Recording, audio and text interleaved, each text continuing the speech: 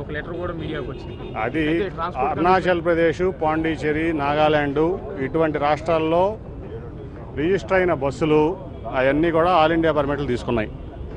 All India permit bus అంటే central motor vehicle యాక్ట్కి నిబంధనలకు అనుగుణంగా తిరగాలి.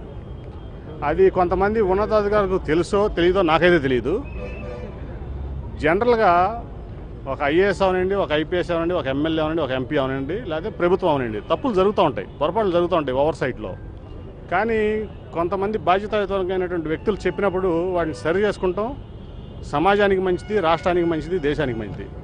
అట్లా కాకుండా నేను పట్టిన దానికే మూడే కాళ్ళు, నేను చెప్పిందే చట్టం, నేను చెప్పిందే వేదం అంటే అది ఈ సమాజం హర్షించదు, ఎవరు కూడా హర్షించరు. ఇప్పుడు నేను కూడా ఒక బస్సు ఆపరేటర్నే మొన్న మార్చి 31 వరకు కూడా. నేను ఎప్పుడు అరుణాచల్ ప్రదేశ్లో నా బస్సు రిజిస్టర్ చేయలే, నాగాలాండ్లో నా బస్సు రిజిస్టర్ చేయలే, అలాగే పాండిచేరిలో నా బస్సు రిజిస్టర్ చేయలేదు. ఎందుకంటే that is against to the rules and regulations of the central motor vehicles act. ఇప్పుడు లారీ ఓనర్స్ ఈశ్వరరావు ఉన్నాడు, ఆయన లారీలు తిప్పుతాడు, ఆయన రాష్ట్రానికి ప్రెసిడెంట్. అసలు అరుణాచల్ ప్రదేశ్లో కానీ, పాండిచ్చేరిలో కానీ, లేకపోతే నాగాలాండ్లో కానీ ఏ రాష్ట్రంలో అయినా ఒక బస్సు రిజిస్ట్రేషన్ చేయాలంటే అక్కడ పర్మనెంట్ అడ్రస్ ఉండాలి, అక్కడ వాస్తవ్యుడై ఉండాలి. ఇక్కడి నుంచి బస్సు అక్కడ రిజిస్ట్రేషన్కి వెళ్ళాలి. ఆ రోజున ఆర్టీఓ ఆఫీస్ దగ్గర జరిగింది గొడవని మీరు అందరూ కూడా చిత్రీకరించారు చాలా మీడియాలు. కొంతమంది అయితే ఎంపీ వీరంగం అన్నారు. ఎంపీ వీరంగం ఇలా ఎంపీ వెళ్తుంది మాట్లాడటం కోసం. ఎంపీ వెళ్ళింది అన్యాయం జరిగింది, చెడు జరుగుతుంది, రాష్ట్రం నష్టపోతుందని చెప్పడం కోసం వెళ్ళాడు ఎంపీ. ఇవాళకి ఆ యాక్సిడెంట్ అయిన బస్సు ఆర్డినరీ పోలీస్ స్టేషన్ ముందు ఉంది. ఆ బస్సు రిజిస్ట్రేషన్కి అరుణాచల్ ప్రదేశ్ వెళ్ళా. ఆ బస్సు డెలివరీకి ముందే 10 రోజుల ముందు రిజిస్ట్రేషన్ అయి ఉంది. ఇది చట్టమా? ఇది చట్టం అంటారా?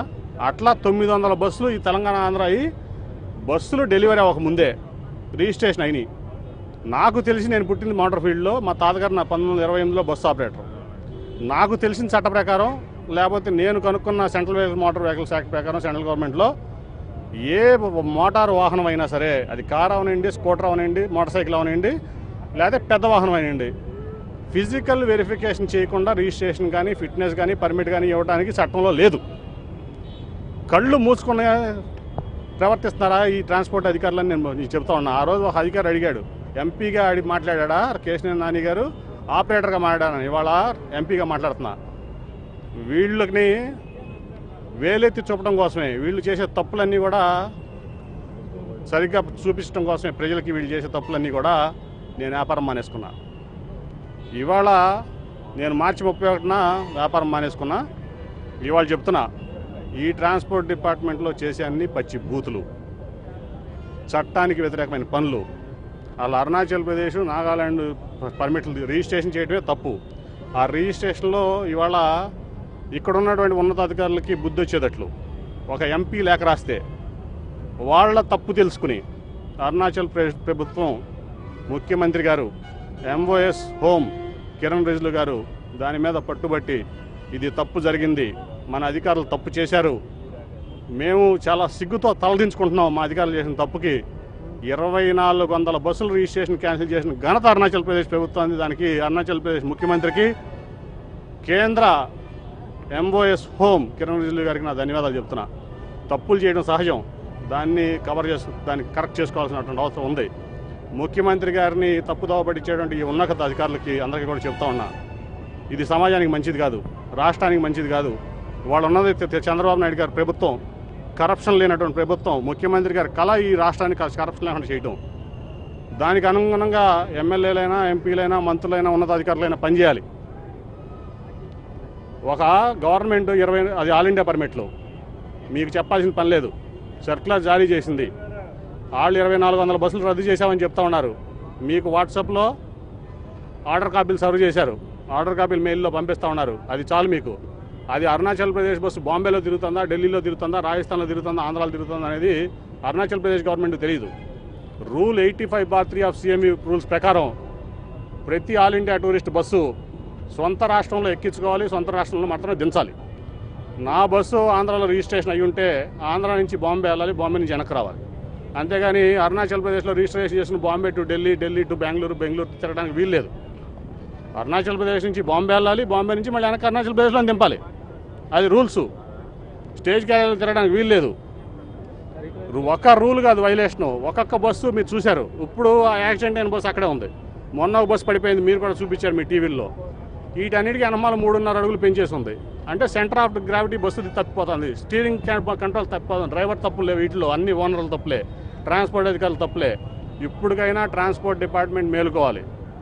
ఏదో మేము పట్టిందే 3 కాళ్ళు, ఎంపీ చెప్తే మేము పనిచేయాలా, ఎమ్మెల్యే చెప్తే మేము పనిచేయాలా, మేము చెప్పిన మా పర్సనల్ పనులు మీరు చేయవసలా. సమాజానికి పనికొచ్చే పనులు తప్పకుండా ఎంపీ చెప్పినా ఎమ్మెల్యే చెప్పినా ఉన్నతాధికారులు స్వీకరించాలి. ఇక్కడ ఇప్పుడు ఇంతవరకు కూడా ఏ స్లీపర్ కోచ్కి ఆల్ ఇండియా పర్మిట్ ఇచ్చే అధికారం ఏ స్టేట్ గవర్నమెంట్కి లేదు. Section 128 of central motor vehicles act ప్రకారం ఒక్క పాండిచేరి, నాగాల్యాండ్, అరుణాచల్ ప్రదేశ్ మాత్రమే ఇష్యూ చేశారు. కొంతమంది డబ్బులు గడ్డి తిన్నటువంటి అధికారులు అక్కడ, ఇక్కడ బుద్ధి గడ్డి తినేటువంటి అధికారులు వాటిని తిప్పుతున్నారు. దీనివల్ల స్థానికంగా నీతిగా నిజాయితీగా చేసినటువంటి బస్సు ఆపరేటర్లు అందరూ కూడా నష్టపోయారు. 2.5 సంవత్సరాల్లో అందరూ దెబ్బతిన్నారు. లెవెల్ ప్లేయింగ్ ఫీల్డ్స్ మారిపోయినాయి. దొంగతనం చేసేవాళ్ళు లాభపడ్డారు. కానీ బుద్ధి చెప్పింది అరుణాచల్ ప్రదేశ్ గవర్నమెంట్. అది ఖచ్చితంగా ఇటువంటి బస్సులు తిరగకూడదు. రాష్ట్ర వ్యాప్తంగా ఈ రాష్ట్రం 2 రాష్ట్రాలు 900 బస్సులు తిరుగుతున్నాయి. దేశవ్యాప్తంగా 2400 బస్సులని మేము రెండు రాష్ట్రాల సంగతి చెప్తే వాళ్ళ తప్పు తెలుసుకుని 2400 బస్సులను క్యాన్సిల్ చేశారు. నిజంగా కూడా హ్యాట్స్ ఆఫ్ వాళ్ళకి. ఒక ఎంపీ లేఖ రాస్తే తప్పు తెలుసుకుని వాళ్ళని వాళ్ళు సవర్ చేసుకున్నారు. ఇక్కడ ఎంపీ 2 సంవత్సరాల నుంచి నెత్తి నోరు కొట్టుకుంటే ఎదురు ఎంపీ మీద అబాండాలు వేశారు. ఎంపీ వీరంగం చేశారని అన్నారు. కావాలని నా వ్యాపారం ఆపుకున్న 88 సంవత్సరాల వ్యాపారం, దాంతో ఉన్నటువంటి అనుబంధం ఆ బస్సులో పుట్టే బస్సులో పెరిగా నేను. మీ మీద నా నీతి నిజాయితీ ప్రూవ్ చేసుకోవడం కోసమే, మీరు చేస్తున్నటువంటి తప్పులను ఎత్తి చూపించి సమాజానికి, ఈ రాష్ట్రానికి ఎత్తి చూపించడం కోసమే నేను వ్యాపారం ఆపుకున్నా. నాకు నష్టమే కాదంటలా. కానీ సమాజ శ్రేయస్ కంటే, ఈ రాష్ట్ర శ్రేయస్ కంటే, నా పార్టీ శ్రేయస్ కంటే, నా ముఖ్యమంత్రి శ్రేయస్ కంటే నా వ్యాపారం ఎక్కువ కాదనుకున్నా. ఇవాళ ఎత్తి చూపించాం. ఎంపీలందరం కలిసి విజ్ఞప్తులు చేసాం. ఒక ఎంపీ లేఖకి సెంట్రల్ గవర్నమెంట్ స్పందించింది, స్టేట్ గవర్నమెంట్ ఆఫ్ అరుణాచల్ స్పందించింది, రేపు రాబోయే రోజుల్లో పాండిచేరి గవర్నమెంట్ స్పందించబోతోంది. మరి ఈ ఉన్నతాధికారి ఇంకా కూడా మాకు ఆర్డర్స్ రాలేదు అంటున్నా ఉన్నారు. మహారాష్ట్రలో అప్పుడే బస్సులు ఆపేశారు, అరుణాచల్ ప్రదేశ్ బస్సులు. నిన్న కర్ణాటకలో 31 బస్సులు సీజ్ చేశారు. మరి ఇంకా కూడా తప్పుని కప్పిపుచ్చుకోవడానికి 100 తప్పులు చేయడం అనేది చాలా పాపం. ఎంతోమంది ప్రాణాలని పణంగా పెట్టి బస్సులు రోడ్డు మీద తిరగడం అనేది తప్పు. యాక్సిడెంట్ అనేది జరుగుతుంది, దురదృష్టం.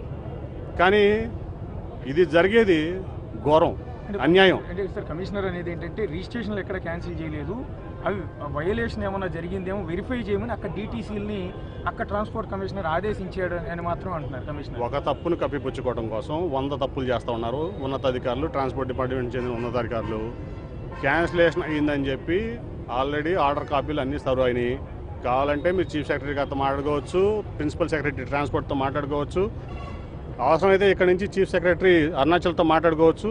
మీకు డైరెక్ట్ యాక్సెస్ ఉంటుంది కాబట్టి మీ మీడియాకి, లేకపోతే ఈ నేషనల్ మీడియాస్ ఏమైనా ఉన్నాయి చూడండి. ఇది పెద్ద స్కామ్.